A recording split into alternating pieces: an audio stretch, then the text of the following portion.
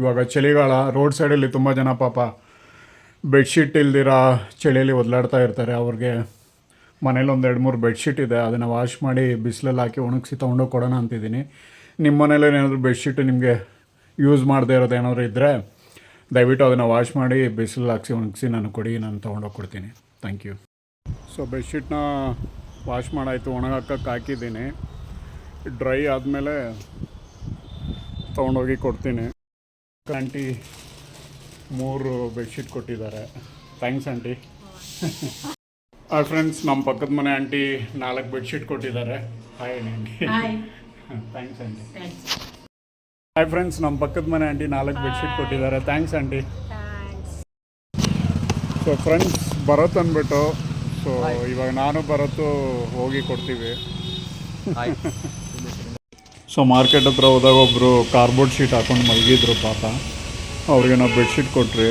So ಅವರು full ಖುಷಿಯಾಗಿ thanks ಅಂತ ಕೈ ಮುಗಿದ್ರು. ಮತ್ತು ಅದೇ ಬೆಡ್ಶೀಟ್ನ ಹಾಕ್ಕೊಂಡು ಅಲ್ಲೇ ಮಲ್ಕೊಂಡ್ರು. ನೋಡಿ ಖುಷಿ ಆಯಿತು. ಅಲ್ಲಿಂದ ಮುಂದೆ ಹೋಗ್ತಾ ಇದ್ದಂಗೆ ಇನ್ನೊಬ್ಬರು ಕಾಣಿಸ್ಕೊಂಡ್ರು. ಕೇಳಿದ್ರಿ ಬೆಡ್ಶೀಟ್ ಬೇಕಾ ಅಂತ. ಹ್ಞೂ ಬೇಕು ಕೊಡಿ ಅಂತ ಹೇಳಿದ್ರು. ಅವ್ರಿಗೂ ಒಂದು ಬೆಡ್ಶೀಟ್ ಕೊಟ್ರಿ. ಸೊ ಮೆಜೆಸ್ಟಿಕ್ಕಲ್ಲಿ ಒಬ್ಬರು ಕಲ್ ಮೇಲೆ ತಲೆ ಹಿಡ್ಕೊಂಡು ಮಲ್ಕೊಂಡಿದ್ರು. ಸೊ ನಾವು ಅವ್ರನ್ನ ಎಬ್ಬರಿಸಿ ಕೇಳಿದ್ರಿ ಬೆಡ್ಶೀಟ್ ಬೇಕಂತ. ಹ್ಞೂ ಬೇಕು ಅಂತ ಹೇಳಿದ್ರು. ಆಮೇಲೆ ನಾನೇ ಆ ಬೆಡ್ಶೀಟ್ನ ಅವ್ರಿಗೆ ಒದರಿಸ್ದೆ. ಮತ್ತು ಕಲ್ ಮೇಲೆ ಮಲಗಿದ್ರಲ್ಲ, ಅದು ನೋಡಿ ಬೇಜಾರಾಗಿ ನಾನು ಆ ಬೆಡ್ಶೀಟ್ನ ಒಂದು ಎಡ್ಜನ್ನ ಬಂದುಬಿಟ್ಟು ಆ ಕಲ್ಗೆ ಇಟ್ಟೆ, ಸಾಫ್ಟಾಗಿರಲಿ ಅಂದ್ಬಿಟ್ಟು.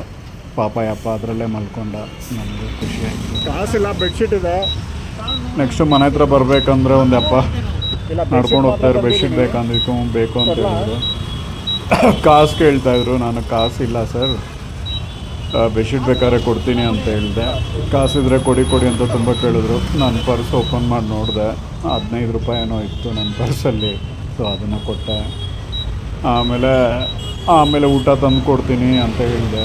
ಅವರು ಡೈರಿ ಸರ್ಕಲ್ ಹತ್ರ ಇರ್ತೀನಿ ಅಂತ ಹೇಳಿದ್ರು. ಸರಿ ತಾತ, ಯಾವುದಾದ್ರು ಊಟ ತಂದು ಕೊಡ್ತೀನಿ ಅಂದ್ಬಿಟ್ಟು ಅಲ್ಲಿಂದ ವಾಪಸ್ ಮನೆಗೆ ಬಂದೆ ಫ್ರೆಂಡ್ಸ್.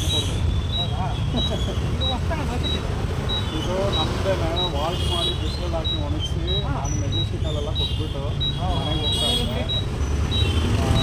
ಇನ್ನೂ ಸ್ವಲ್ಪ ಬೆಡ್ಶೀಟ್ಸ್ ಇದೆ. ಸೊ ಟೈಮ್ ಇಲ್ಲ.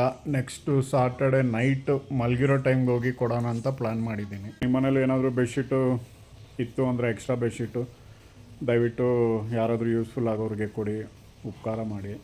ಮತ್ತು ಬೇರೆ ಯಾರಾದರೂ ಟ್ರೋಲ್ ಮಾಡ್ತಾರೆ ಹಂಗೆ ಹಿಂಗೆ ಅಂದ್ಬಿಟ್ಟು ತಲೆ ಕೆಡಿಸ್ಕೊಂಡು ಮಾಡ್ದಿರ ಇರಬೇಡಿ. ಮಾತಾಡೋರು ಮಾತಾಡ್ತಾನೆ ಇರ್ತಾರೆ. ನಮ್ಮದು ಒಳ್ಳೆ ಕೆಲಸನ ನಾವು ಮಾಡ್ತಾ ಇರೋಣ. Thank you friends.